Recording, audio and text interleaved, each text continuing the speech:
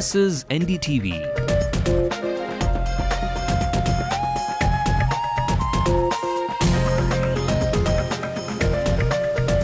And you're watching NDTV Hindu.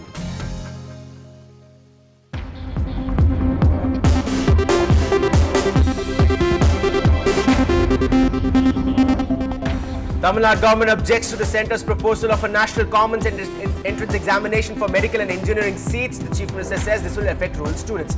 Politics takes centre stage on Independence Day here in Tamil Nadu. Karnataka announced free pump sets for farmers. திறன்மிக்க புதிய pump செட்டுகளை பொருத்துவதன் மூலம் 20% அளவுக்கு மின்சாரத்தை சேமிக்க முடியும். Over 1,000 people belonging to radical groups protest against Dow Chemicals for its responsibility in the Bhopal gas tragedy. Says the company should not function in India. This is recolonization. This is not an independent nation. Struck by poverty, a mother allegedly kills her son and commits suicide. And it's fan clubs galore in land of Tamil films, but they also form the very fabric of Chennai.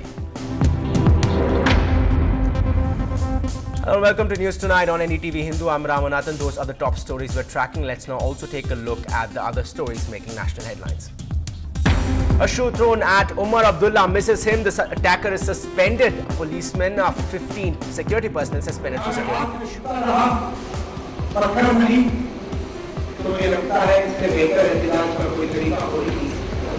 On Independence Day, the Prime Minister says the dialogue process can only progress if Pakistan acts tough on terror against India. The focus will be on delivery, says Jaipal Reddy. The group of ministers on the Commonwealth Games meet today. Two farmers and a policeman killed near Aligarh in clashes over compensation for land. And to compound Yuvraj Singh's bad form, the new now has Dengu ruling him over tomorrow's match against Sri Lanka. The top story tonight, perhaps yet another education issue at which the state and the centre could be at loggerheads. The Tamil Nadu Chief Minister has objected to the central government's proposal to introduce a common entrance examination for medical and engineering aspirants. Now, in a letter to the Prime Minister, Dr. Manmohan Singh, and to Health Minister Ghulam Nabi Azad, the Chief Minister has said that such an exam would only prove detrimental to the lakhs of rural students in the state. The Medical Council of India had recently suggested that a central examination be conducted for all medical tests across the country, and this test be conducted by the CBSE. Now, the Chief Minister, Karunanidhi, has raised objections. In fact, the Tamil Nadu government had only last year done away with the system of entrance examinations for professional courses like engineering and medicine. Now, Education Minister, reporter Minal Shah joins us and tells us what exactly the proposal from the centre is and what is the contention of the State Chief Minister. The HRD Ministry has finalized a proposal in which a single entrance exam for all colleges across India, which means that every state will have just one single entrance exam and every student has to take that up. This final decision will be taken at the HRD Council meeting, which is slated for the September 10th, and if it's approved, then from next year, 2011-2012, all colleges across the state will have a single common entrance exam. In Tamil Nadu, since the year 2008-2009, all entrance exams have been scrapped because, according to the Chief Minister, it affects a whole lot of rural students. Now, this year we have had mechanical engineering as well as civil engineering in Tamil. This is to encourage students from the district so that they can come in and study and be on par with the students who are in metros. Now, what will this exactly do is bring in a differentiation. The students will not be able to compete if there is an entrance exam, and this is going to make it extremely tough for students in districts who have been already suffering because they are not able to be on par with the students from urban areas.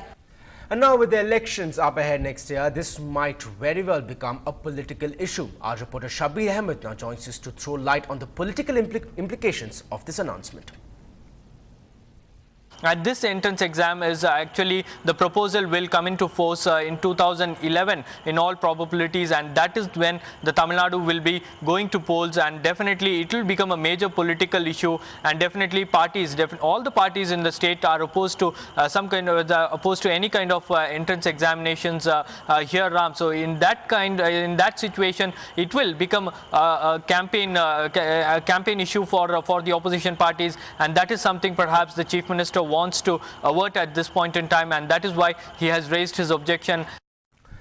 Moving on, as the nation celebrates 63 years of its independence, another round of gifts from Tamil Nadu's Chief Minister M. Karunanidhi announced this morning as he addressed the people of his state. This time, pump sets for farmers absolutely free. It comes a day after main opposition leader J. Jayalalitha said that Karunanidhi had failed miserably to help the struggling farmers. Our political reporter Shabir Ahmed reports. கருணாநிதியின் அக்கறையின்மையை பாருங்கள். கடந்த 4 ஆண்டுகளாக தமிழக விவசாயிகளுக்கு கிடைக்க வேண்டிய காவிரி நீரை கர்நாடகத்திலிருந்து பெற கருணாநிதி ஒரு துரும்பை கூட கிள்ளி போடவில்லை.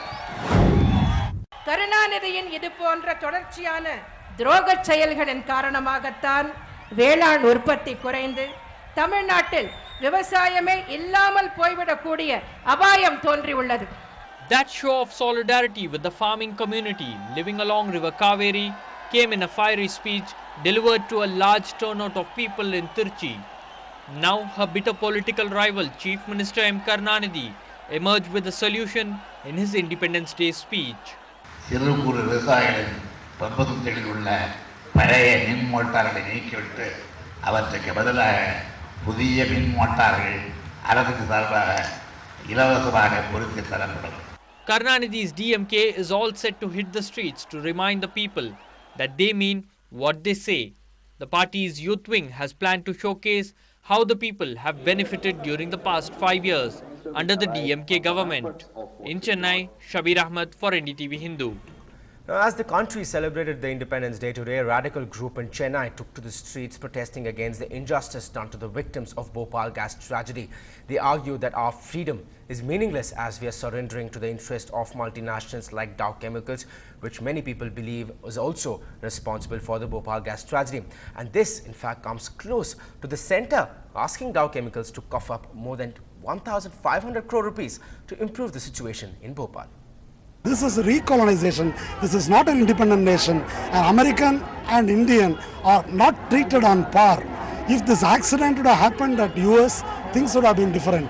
This is India, and this is the dustbin of the imperialist countries. As people celebrated 63 years of freedom, a group of protesters in Ashoknagar called it fake freedom. Their protests filled the streets in Ashoknagar for nearly 2 hours. They said an Indian court's verdict in the world's worst gas leak tragedy in Bhopal was an indictment of the country's criminal justice system. Dow Chemical என்றது union கார்ப்பரேட்டை வாங்கியிருக்கக்கூடிய company. அந்த கம்பெனியினுடைய office வந்து இங்க கிண்டில வச்சிருக்காங்க. அது கொலைகார company. அந்த company இந்த நாட்டை விட்டு விரட்டுறது எங்களுடைய முதன்மையான கோரிக்கை. The US multinational Dow Chemical Company, which ran the ill-fated pesticide plant in Bhopal, paid just 615 crore rupees as compensation. The Indian government approved an aid package of rupees 1,265 crore rupees for the victims. But activists say that is not the answer. Government has accepted to clean up the site on its own behalf, and the government has decided to pay the compensation from its pocket, from people's money. That is what we protest. The compensation offered by Dow Chemicals for the victims in Bhopal is nothing compared to British Petroleum's compensation of 90,000 crore rupees after an offshore facility leaked oil in US waters in April this year. With camera person Prabhu, Nithila, NDTV Hindu. On to some crime news. In a shocking incident in Chennai, a 29-year-old housewife committed suicide after murdering her 4-year-old son at her residence in Tondiarpet. Investigating officers say that Revati was upset over her husband for scolding her when she failed to settle the debt. Allegedly, Revati had borrowed 1,000 rupees from her in-laws but could not return the money due to her difficult financial condition. Police sources added that Revati murdered her son, who was studying in the kindergarten school, and hung herself from the ceiling fan. Now, Revati has committed suicide within 7 years of marriage, so an audio probe has also been initiated.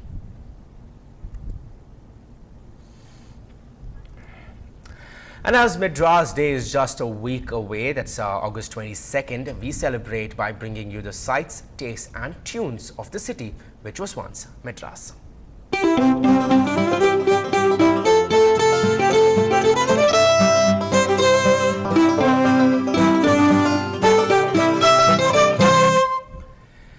Fan clubs for film stars. It is a culture closely identified with Tamil communities, and the first fan clubs are believed to have emerged right here in Chennai. Now, nowhere else film heroes receive that kind of respect and attention. Bertella brings us this special story. Giant plywood cutouts are a common sight outside movie halls in Chennai. And a new film is greeted in theatres with liters of milk poured over those cutouts. All this paid for and organized by fan clubs. Some years ago, these clubs were a place where only young men were active. But that has also changed. சின்ன வயசுல இருந்து எனக்கு ரஜினினா ரொம்ப உயிர். First அன்னைக்கு first படம் போய் பாப்பேன். ரெண்டு கூட நிறைய பூ வாங்கி போயிட்டு பார்த்துட்டு மறுநாளும் பாப்பேன். இப்போ கூட எந்திரம் படம் எப்போ வரேன்னு காத்துனே இருக்கறேன்.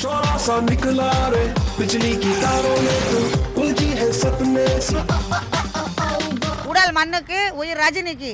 ஒளி விளக்கு 10 தடவை பார்த்தேன். நம் நாடு 10 தடவை பார்த்தேன். இன்னைக்கு கூட எம்ஜிஆர் யாருன்னா குறையா பேசறானே விட மாட்டேன். அவர் படம் என் வீட்ல கல்பனை கோச்சின்னு வச்சிருக்கேன். அங்க மேல இருக்குது. The fan culture in Chennai and the rest of Tamil Nadu is said to be as old as Tamil cinema itself. And admirers of stars were called as fans because of the fanatic affection they showed for them. And for actors like MGR, fan clubs served as a political launchpad. You know, the Tamil cinema is highly politicized, as you possibly know.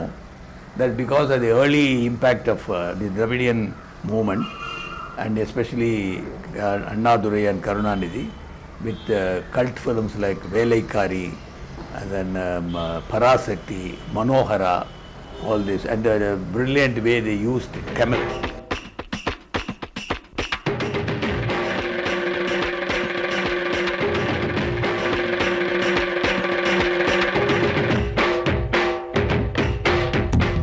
Fan clubs used to be just an indication how much a film star was loved for his roles. But now, fan clubs have become indispensable for the stars because their market value depends on the fan population and how far and wide they are spread. For example, Tamil Nadu's indomitable superstar. Well, you know who that is. In Chennai, Bertella, NDTV Hindu. Well, time to take a short break, but on the other side, all the national news and also a blow for the men in blue. One more player out, it's time to take over. Final call on the other side.